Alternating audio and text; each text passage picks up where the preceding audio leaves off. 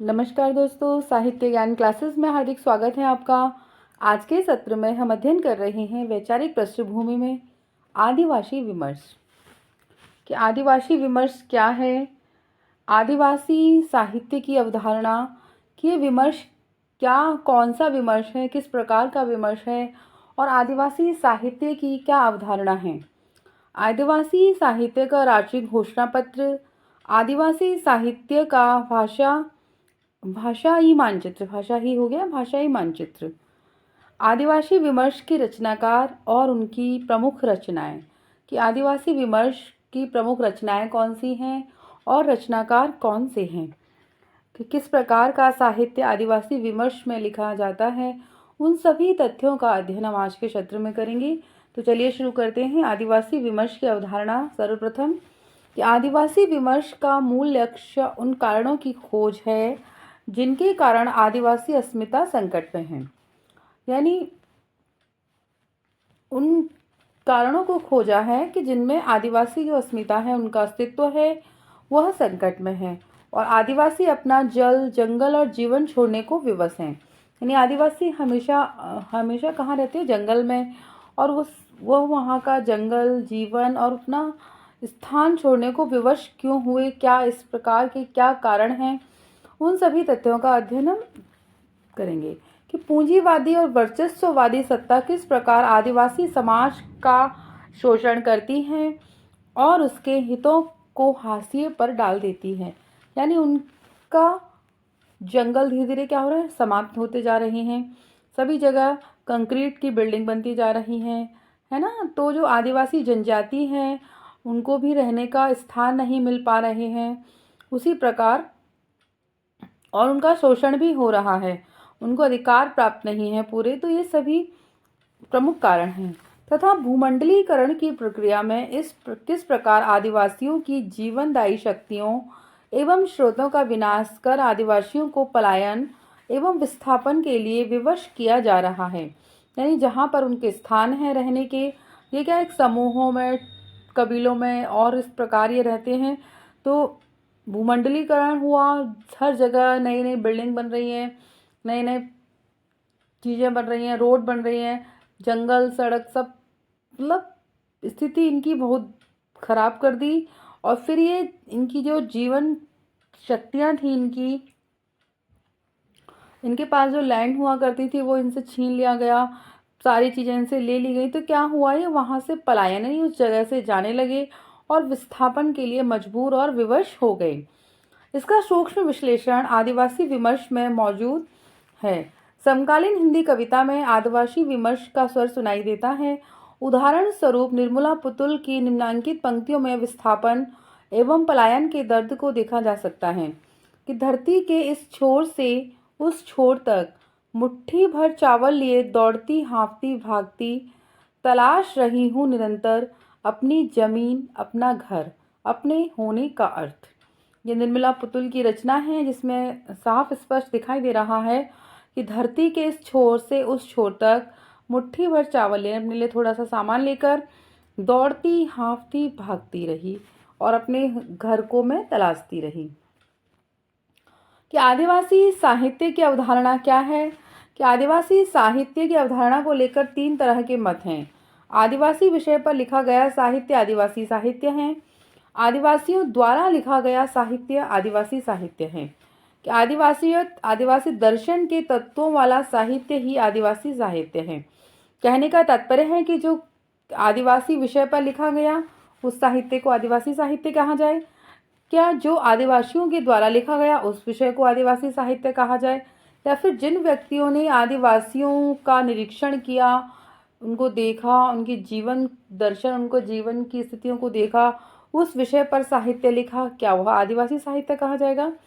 सर्वप्रथम पहली अवधारणा गैर आदिवासी लेखकों की है, परंतु समर्थन में कुछ आदिवासी लेखक भी हैं, जैसे रमणिका गुप्ता, इनकी जो आत्मकथा है आबूद्री, संजीव, राकेश, कुमार सिंह, महुआ माझी, बजरंग बिहारी तिवारी, गणेश देवी आदि गैर आदिवासी लेखक और हरिराम मीणा, महादेव टोप्पो, आईवीपी हांसदा आदि आदिवासी लेखक हैं।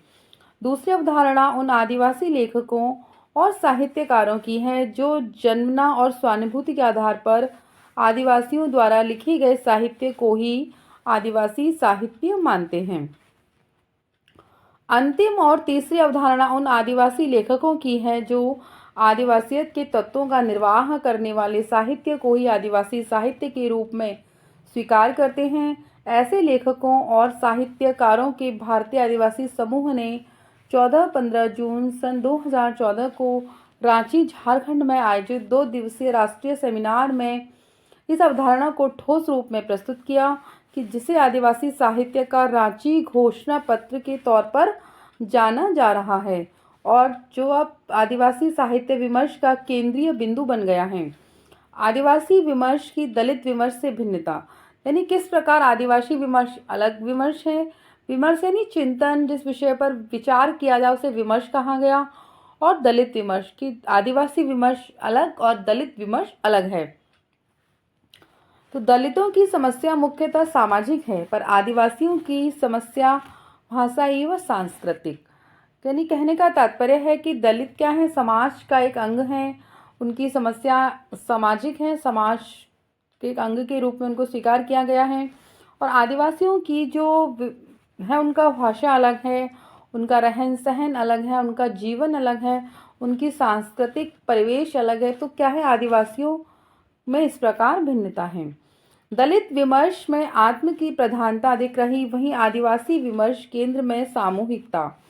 यही कारण है कि यानी क्या था, दलित क्या है, हर व्यक्ति, एक व्यक्ति को दलित कहा जा गया क्योंकि दमन किया हुआ, शोषण किया हुआ एक अकेला व्यक्ति भी हो सकता है।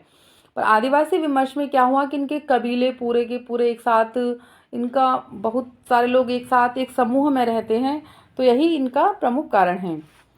दलित साहित्य के बरक्स आदिवासी साहित्य में आत्मकथा की केंद्रीयता नहीं है। आदिवासी साहित्य का राष्ट्रीय घोषणा पत्र, जिसका हमने पहले अध्ययन किया कि 2014 में रांची में एक सेमिनार हुआ जिसमें आदिवासियों पर विचार विमर्श किया गया।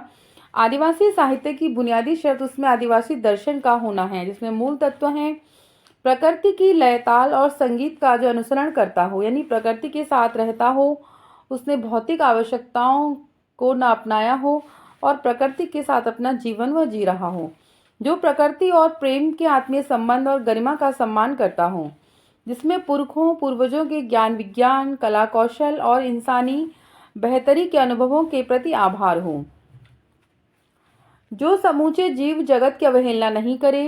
यानी क्या है, जीव और जगत को वो प्रेम, उनके साथ प्रेम से रहे, जीव जंतुओं के उनकी अवहेलना न करे, जो धनलोलुप और बाजारवादी हिंसा, यानी धन की आवश्यकता न करे, यानी उसे धन नहीं चाहिए बहुत सारा।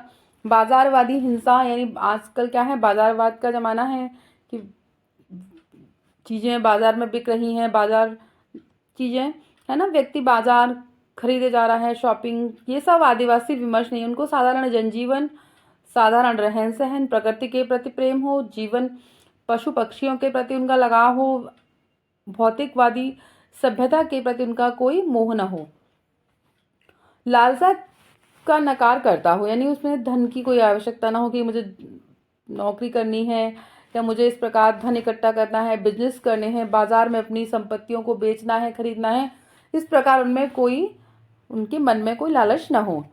जिसमें जीवन के प्रति आनंदमय अदम्य जिजीविषा हो, जीवन के प्रति का है आनंद हो उनके मन में, यानी जो है जिसमें वो रूखा सूखा अपना जो उन्हें प्राप्त हो अपनी परिश्रम से, अपनी कार्य से, उसको वो अपने जीवन में उसको उसका भोग करें और आनंद से वो रहें।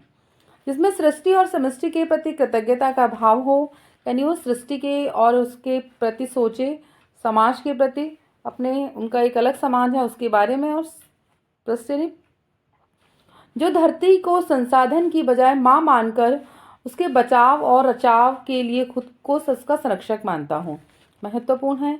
यानी जो प्राकृतिक संसाधन है, धरती, वृक्ष, जल, है ना, ये सभी धरती के जो संसाधन है, उन धरती को संसाधन, धरती को अपना उपयोग की वस्तु न मानकर, हर प्रकार से उसका उपभोग न कर कर उसको अपनी माँ मानकर उसके उसकी बचाव और सुरक्षा के लिए उपाय करे और उसका संरक्षक बने, जिसमें रंग, नस्ल, लिंग, धर्म आदि का विशेष आग्रह न हो, जो हर तरह की गैर बराबरी के खिलाफ हो, जो भाषाई और सांस्कृतिक विविधता और आत्मनिर्णय के अधिकार पक्ष में हो, जो सामंती, ब्राह्मणवाद, धन लोलुप और बाजारवादी शब्दावलियों, प्रतीकों, मिथकों और व्यक्तिगत महिमा मंडन से असहमत हो। यानी जो ब्राह्मणवाद है, धर्म की बात न करे, धन लोलुप न हो, बाजार की तरफ आकर्षित न हो, विभिन्न शब्दावलियों, प्रतीकों, मिथकों, व्यक्तिगत महिमा मंडन, यानी व्यक्ति की अपनी एक प्रतिष्ठा होती है, उस प्रतिष्ठा को पाने के लिए वह किसी व्यक्ति की तारीफ न करे, अपने आप को उच्च स्तर पर ले जाने के लिए वो किसी प्रकार से वो सहमत न हो, उन्हें इन चीज़ों से कोई मतलब ही न हो। जो सह अस्तित्व, समता, सामूहिकता, सहजीविता, सहभागिता और सामंजस्य को अपना दार्शनिक आधार मानते हुए रचाव बचाव में यकीन करता हो। यानी क्या है, सह अस्तित्व यानी आपसी जो आसपास के लोग हैं उन सभी का अस्तित्व बरकरार रहे, सभी के साथ मिलजुल कर वो रहें। समता, समान रूप से एक साथ हो, सामूहिक में समूह में रहें। सहजीविता, सहभागिता यानी सबके साथ मिलजुल कर आपस में कार्य करें। सामंजस्य स्थापित करें आपस में, यानी सबके साथ वो कार्य करें। सहानुभूति, स्वानुभूति की बजाय सामूहिक अनुभूति जिसका प्रबल स्वर संगीत हो। मूल आदिवासी भाषाओं में अपने विश्व दृष्टिकोण के साथ जो प्रमुखता व्यक्त हुआ हो। आदिवासी साहित्य का भाषाई मानचित्र। कि आदिवासी साहित्य का भाषाई मानचित्र क्या है, किस प्रकार है? आदिवासी साहित्य वाचिक तौर पर अपनी मूल आदिवासी भाषाओं में बहुत समृद्ध और विपुल है। भारत में लिखित आदिवासी साहित्य की शुरुआत 20वीं सदी के आरंभिक दौर से शुरू होती है, जब औपनिवेशिक दिनों में आदिवासी विमर्श समुदाय आधुनिक शिक्षा के संपर्क में आते हैं। विशेषकर जो आदिवासी हैं वो कहाँ रहते हैं? झारखंड और उत्तर पूर्व के आदिवासी इलाकों में। तब से लेकर आज तक अंग्रेजी और हिंदी, बांग्ला, उड़िया, असमी, मराठी आदि अन्य भारतीय भाषाओं में आदिवासी साहित्य लेखन निरंतर प्रगति पर है और हर वर्ष 100 से अधिक आदिवासी रचित पुस्तकें विभिन्न भाषाओं में प्रकाशित हो रही हैं। सबसे ज़्यादा आदिवासी झारखंड, उत्तर पूर्व में, उड़ीसा में, असम में, महाराष्ट्र में, आसपास वहाँ के इलाकों में ये रहते हैं और इन्होंने अपना साहित्य भी लिखा है और निरंतर ये प्रगति कर रहे हैं। भारत में आदिवासी साहित्य 5 भाषा परिवार की भाषाओं में वाचिक और लिखित रूप में उपलब्ध है। ऑस्ट्रो एशियाटिक भाषा परिवार, चीनी तिब्बती भाषा परिवार, द्रविड़ भाषा परिवार, अंडमानी भाषा परिवार और भारोपीय भाषा परिवार। इनमें क्या है? आदिवासी साहित्य लिखित रूप में और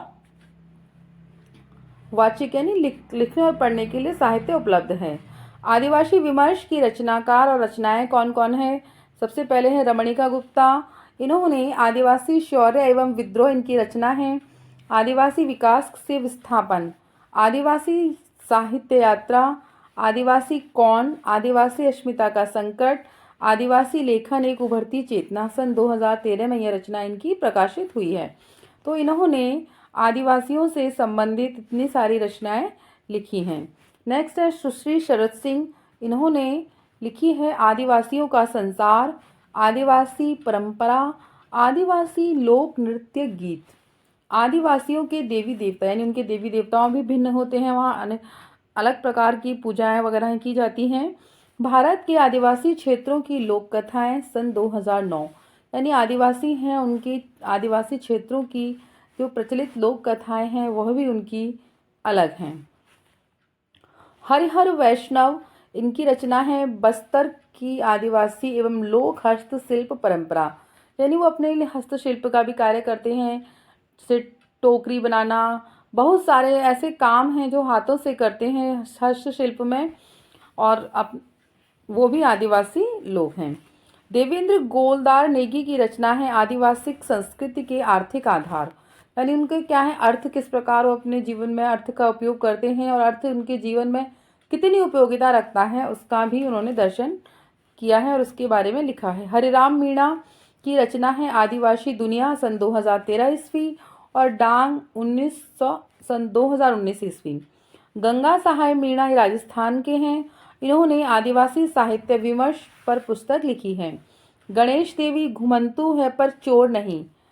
घुमंतु आदिवासी विमर्श, यानी वो आदिवासी जो एक स्थान से दूसरे स्थान पर अपना जीवन यापन करते हैं और कुछ समय कहीं रहते हैं, कुछ समय कहीं रहते हैं, अलग अलग स्थानों पर जाकर जीवन को व्यतीत करते हैं। तो उनके लिखा है उन्होंने, घुमंतु हैं, घूमते हैं जगह जगह पर, उनको हम चोर नहीं कह सकते, वो कोई चोर नहीं है। तो आज के सत्र में इतना ही। हमने आदिवासी विमर्श से संबंधित रचनाओं का अध्ययन किया। आदिवासी विमर्श क्या है, आदिवासी साहित्य की अवधारणा क्या है, रांची का जो घोषणा पत्र है वो क्या है, इन सभी तथ्यों का हमने अध्ययन किया। वीडियो अच्छी लगी है तो लाइक कीजिए, चैनल को सब्सक्राइब कीजिए, शेयर कीजिए और कमेंट्स कीजिए। आगे के सत्रों में जुड़े रहिए। बहुत बहुत धन्यवाद।